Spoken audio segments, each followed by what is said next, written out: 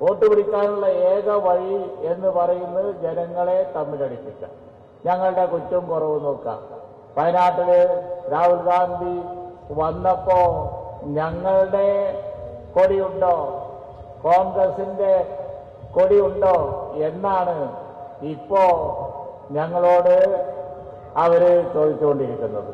പക്ഷേ ബഹുമാനായ മുഖ്യമന്ത്രി ഇന്നാ ചോദിച്ചു, ഈ രാജ്യത്ത് അങ്ങനെ വല്ല ചോദ്യം ചോദിക്കാൻ പറ്റുമോ? ആർക്കെങ്കിലും അങ്ങനെ ഒന്ന് ചോദിക്കാനുള്ള അവകാശമുണ്ടോ? കാരണം CPM-ന് ഇടതുമുന്നണിക്ക് അവരുടെ കൊടി സ്വതന്ത്രമായി ഒന്ന് കൊണ്ടുപോയി കെട്ടാൻ തമിഴ്നാട്ടിൽ പറ്റുമോ, ബംഗാളിൽ പറ്റുമോ? കോൺഗ്രസിന്റെ കൊടി കൂട്ടിക്കെട്ടിയാലല്ലാതെ അത് പൊങ്ങൂല. ഈ കേരളത്തിന്റെ അപ്പുറമുള്ള ഓരോ സ്ഥലത്തും അതൊന്നും പൊക്കാൻ കഴിയില്ല. രാഹുൽ ഗാന്ധി വന്നപ്പോ കൊടിയില്ല എന്ന് പറഞ്ഞാൽ അത് ഒരു പക്ഷേ നിങ്ങളോടൊക്കെ കാണിക്കുന്ന ഒരു വലിയ സൗഹൃദമാണ്. കാരണം എന്താണെന്ന് വെച്ചാൽ നിങ്ങളോടൊക്കെ കാണിക്കുന്ന ഒരു ഇളവാണ്.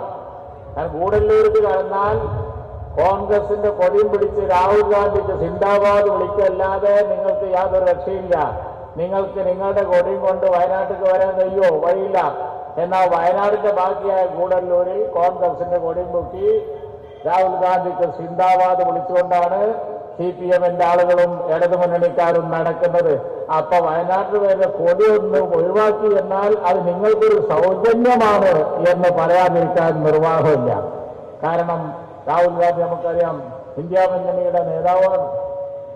അപ്പൊ അതുകൊണ്ട് തന്നെ കഴിയുന്നത്ര സംയമനം പാലിച്ചാണ് അദ്ദേഹം സംസാരിച്ചുകൊണ്ടിരിക്കുന്നത്. അതുകൊണ്ട് ഞങ്ങളെ കൊടിയും വടിയും മാത്രം നോക്കണ്ട, നിങ്ങളുടേതും സ്വതന്ത്രമായി ഈ രാജ്യത്ത് പിടിക്കാൻ നിങ്ങൾക്ക് കഴിയാത്ത സ്ഥിതിയുണ്ട്. ബംഗാളിൽ ചെന്നാൽ നമുക്കറിയാം കോൺഗ്രസിന്റെ സഹായം വേണം. അതുപോലെ തന്നെ ഇന്ത്യ രാജ്യത്ത് എവിടെ പാർലമെന്റിലെത്തണമെങ്കിൽ തമിഴ്നാട്ടിൽ നിന്ന് കോൺഗ്രസിന്റെ സഹായം, ലീഗിന്റെ സഹായം, അതുപോലെ തന്നെ DMK-യുടെ സഹായം ഒക്കെ ആയിട്ടാണ് ഇടതുമുന്നണി അവിടെ CPM-ന്റെ ആളുകൾ അവിടെ എത്തുന്നത്. അപ്പൊ അതുകൊണ്ട് തന്നെ രാജ്യത്ത് BJP-യെ തടയാൻ വേണ്ടി ഏറ്റവും അധികം ശ്രമിക്കുന്ന രാഹുൽ ഗാന്ധിയെ പോലുള്ള ഒരു നേതാവ് മത്സരിക്കുന്ന വയനാട് മണ്ഡലത്തിലൊക്കെ വേണ്ടിയിരുന്നത് ഇത് രാഹുൽ ഗാന്ധിന്റെ മണ്ഡലമാണ്, ഞങ്ങളുടെ മണ്ഡലമെന്നുള്ളതിൽ അവർ ഒഴിവാക്കി കൊടുക്കുകയായിരുന്നു വേണ്ടിയിരുന്നത്. അതല്ലാതെ അവിടെ വന്ന് കുറ്റം കുറവും നോക്കലല്ല. അപ്പൊ അതുകൊണ്ട് തന്നെ നമ്മൾ ഒറ്റക്കെട്ടായി നിന്ന് ഈ തെരഞ്ഞെടുപ്പിനെ നേരിടണം. ഈ തെരഞ്ഞെടുപ്പ് നമുക്കറിയാം ഏതാണ്ട് ഇന്ത്യ രാജ്യത്തിന്റെ ജനാധിപത്യ സിസ്റ്റത്തിന്റെ, നമ്മുടെ സിസ്റ്റത്തിന്റെ തന്നെ ഇപ്പോഴത്തെ സമ്പ്രദായം തന്നെ, അതായത് നമ്മളാണ് തീരുമാനിക്കുന്നത്, ജനങ്ങളാണ് തീരുമാനിക്കുന്നത്, സാധാരണക്കാരാണ് തീരുമാനിക്കുന്നത്. അത് ആ തീരുമാനിക്കുന്ന നമ്മുടെ ജനാധിപത്യ സിസ്റ്റം, നമ്മുടെ ഈ രീതി ഇത് തന്നെ നിലനിൽക്കോ എന്നുള്ള കാര്യത്തിൽ ഇപ്പോൾ സംശയമായി തുടങ്ങി. തെരഞ്ഞെടുപ്പ് കാലത്ത് ഒരു മുഖ്യമന്ത്രിയെ വിളിച്ച് അറസ്റ്റ് ചെയ്ത് ജയിലിൽ വെക്കുന്നു കേജ്രിവാളിന്. സാമാന്യ മര്യാദക്ക് നിരക്കുന്നതാണോ ഇത്? സാമാന്യ മര്യാദക്ക് നിരക്കുന്നതാണോ? അപ്പൊ അതുകൊണ്ട് തന്നെ കേജ്രിവാളിനെ അറസ്റ്റ് ചെയ്ത് അകത്താക്കിയത്, ജയിലിലിട്ടതിനു ശേഷം അദ്ദേഹത്തിന്റെ ഭാര്യ വന്ന് വേദിയിൽ പ്രസംഗിച്ചപ്പോൾ പറഞ്ഞ കാര്യങ്ങൾ ഈ രാജ്യത്തെ ജനങ്ങളുടെ ഹൃദയത്തിൽ ആഞ്ഞു തറച്ചിട്ടുണ്ട്. ഈ രാജ്യത്തെ ജനങ്ങൾ എത്ര, ലോകം മുഴുവൻ അത് നിരീക്ഷിച്ചുകൊണ്ടിരിക്കുകയാണ്. ഇത് മര്യാദയാണോ? ഒരു മുഖ്യമന്ത്രിയെ ജയിലിൽ കിടക്കുകയാണ്. അതുപോലെ തന്നെയാണ് ജാർഖണ്ഡിലെ മുഖ്യമന്ത്രി, അദ്ദേഹത്തിന്റെ ഭാര്യയും വന്നു. ഇതൊക്കെ ഈ രാജ്യത്ത് മുമ്പ് നടന്നിട്ടുണ്ടോ? കോൺഗ്രസ് എത്ര കാലം ഈ നാട് ഭരിച്ചിരുന്നു? ഞങ്ങളെല്ലാവരും ഈ മന്ത്രിസഭയിലുണ്ടായിരുന്നു. കേന്ദ്രത്തിൽ UPA ഭരിച്ചിരുന്നു, ഇവിടെ ഇന്ത്യ കോൺഗ്രസ് ഭരിച്ചിരുന്നു. അന്ന് ഇങ്ങനത്തെ മര്യാദകളുണ്ടായിരുന്നോ?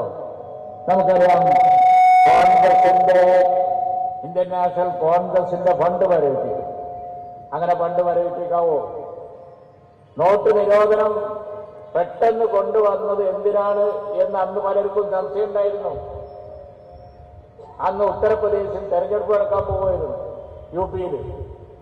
ആ തെരഞ്ഞെടുപ്പിൽ അവിടെ മത്സരിക്കുന്ന കോൺഗ്രസിനും അതുപോലെ SP-ക്കും ഒക്കെ അവരുടെ ഫണ്ട് ഇല്ലാതാവണം എന്ന് കരുതിയാണ് പെട്ടെന്ന് അന്ന് നോട്ട് നിരോധനം കൊണ്ടുവന്നത്. എലിയെ കൊല്ലാൻ വേണ്ടി ഇല്ലം ചൂടുക എന്ന് കേട്ടിട്ടേ ഉള്ളൂ. ഒരു UP പിടിക്കാൻ വേണ്ടി ഇന്ത്യ രാജ്യത്ത് മുഴുവൻ നോട്ട് നിരോധിച്ച കൂട്ടരാണ് ഇവർ. എന്നിട്ട് എന്തുണ്ടായി? അതേപോലെ ഇപ്പൊ കോൺഗ്രസിന്റെ ഫണ്ട് ഈ സമയമൊക്കെ ഉണ്ടായിട്ട് കഴിഞ്ഞ 30 കൊല്ലത്തെ കണക്ക് ചോദിച്ച് ഇപ്പോഴാണ് ഫണ്ട് വരവിപ്പിച്ചത്. എന്നാൽ ഇതെന്ത് മര്യാദയാണ്? അതാണ് പറയുന്നത്. ഇനി ജനാധിപത്യം തന്നെ ഉണ്ടാവില്ല. ഇവിടെ വോട്ടിംഗ് സമ്പ്രദായവും സിസ്റ്റം തന്നെ ഇങ്ങനെ പോയാൽ ഉണ്ടാവില്ല.